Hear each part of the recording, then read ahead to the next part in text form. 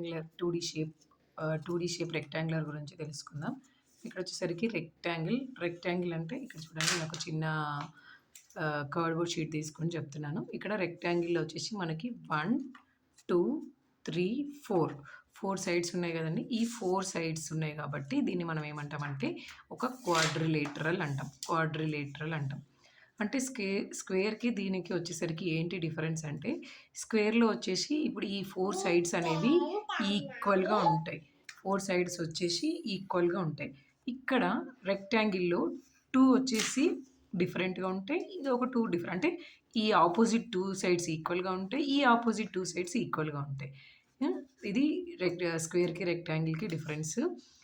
స్క్వేర్‌లోనేమో all sides are equal అని చెప్తాం. ఇక్కడేమో ఆపోజిట్ సైడ్స్ ఆర్ ఈక్వల్. అంటే ఇది ఈక్వల్. ఇది equal. Opposite sides are equal. Next వచ్చేసి ఇక్కడ చూడండి ఇది చెప్పాము. Next a rectangle is a quadrilateral అని చెప్పాము.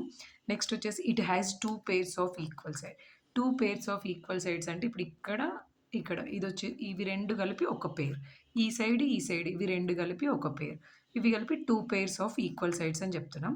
నెక్స్ట్ వచ్చేసి it has 2 pairs of parallel lines. 2 pairs of parallel lines అంటే ఇటు ఉన్న ఈ ఈక్వల్ సైడ్స్ ఒక ప్యారలల్ సెట్ అవుతుంది.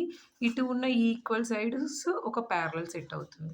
ప్యారలల్ లైన్స్ అంటే తెలుసు కదండీ! మన రైల్వే ట్రాక్ ఈజీగా ఐడియా ఉండాలంటే మనం గుర్తుపెట్టుకోవాల్సింది రైల్వే ట్రాక్. ఇవి ఎక్కడ కూడా టచ్ అవ్వవు ప్యారలల్ లైన్స్. నెక్స్ట్ వచ్చేసి the sides meet at 90 degrees. ఇప్పుడు ఇది ఒక సైడ్. నెక్స్ట్ వచ్చేసి ఇది ఒక సైడ్. ఈ 2 సైడ్స్ ఇక్కడ మీట్ అయ్యే ఈ పాయింట్ దగ్గర 90 degrees ఫామ్ అవుతుంది అని చెప్తున్నాను. 90 degrees. అట్లనే ఇక్కడ ఒక 90 degrees, ఇక్కడ ఒక 90 degrees, ఇక్కడ కూడా 2 సైడ్స్ జాయిన్ అయినాయి. ఇక్కడ 90 degrees, ఇక్కడ 90 degrees. టోటల్‌గా వచ్చేసి 360 degrees. 360 degrees. నెక్స్ట్ వచ్చేసి the diagonals bisect each other. Diagonals bisect each other అంటే ఇక్కడ చూడండి ఇది ఒక డయాగ్నల్. నెక్స్ట్ వచ్చేది ఇది ఒక డయాగ్నల్. ఎగ్జాక్ట్‌గా 2 పార్ట్స్‌గా డివైడ్ చేస్తుంది. బైసెక్ట్ ఈచ్ అదర్ అంటే ఇక్కడ వచ్చేసి ఇప్పుడు ఇదిలాగా బైసెక్ట్ చేసినప్పుడు మధ్యలో 90 degrees ఫామ్ అవుతుంది. 90 degrees ఫామ్ అవుతుంది. అంటే ఇక్కడ 90 degrees ఫామ్ అవుతుంది. అదిలాగా ఫామ్ అవ్వడాన్ని డయాగ్నల్స్ బైసెక్ట్ ఈచ్ అదర్ అని అంటాం. నెక్స్ట్ వచ్చేసి ఇప్పుడు it has 2 lines of symmetry అంటున్నాం.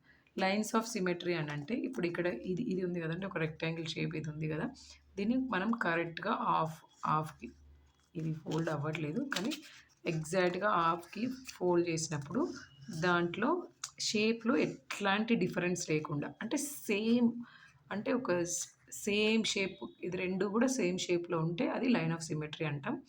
ఈ రెక్టాంగిల్లో మనకి ఒకటి హారిజాంటల్‌గా అంటే ఇప్పుడు ఇదిలాగా డివైడ్ చేసినప్పుడు కింద పైన ఈక్వల్‌గా ఉంటుంది. ఇది ఒక లైన్ ఆఫ్ సిమెట్రీ. నెక్స్ట్ వర్టికల్‌గా డివైడ్ చేసినప్పుడు ఈ సైడ్ ఈక్వల్‌గా ఉంటుంది. ఇది ఒక లైన్ ఆఫ్ సిమెట్రీ అంతే. నెక్స్ట్ ఇదిలాగా రాదు. ఎందుకంటే ఇదిలాగా ఇట్లా ఫోల్డ్ చేసినప్పుడు 2 సైడ్స్ ఈక్వల్‌గా ఫామ్ అవ్వదు. చూడండి ఈ డిఫరెన్స్ అనేది చూడండి మీరు. ఇక్కడ ఇది ఎక్స్ట్రా ఉంది. అదిలా ఉంది కాబట్టి స్క్వేర్‌లో అయితే 4 లైన్స్ ఆఫ్ సిమెట్రీ అంటే డయాగ్నల్‌గా కూడా లైన్స్ ఆఫ్ సిమెట్రీ వస్తది.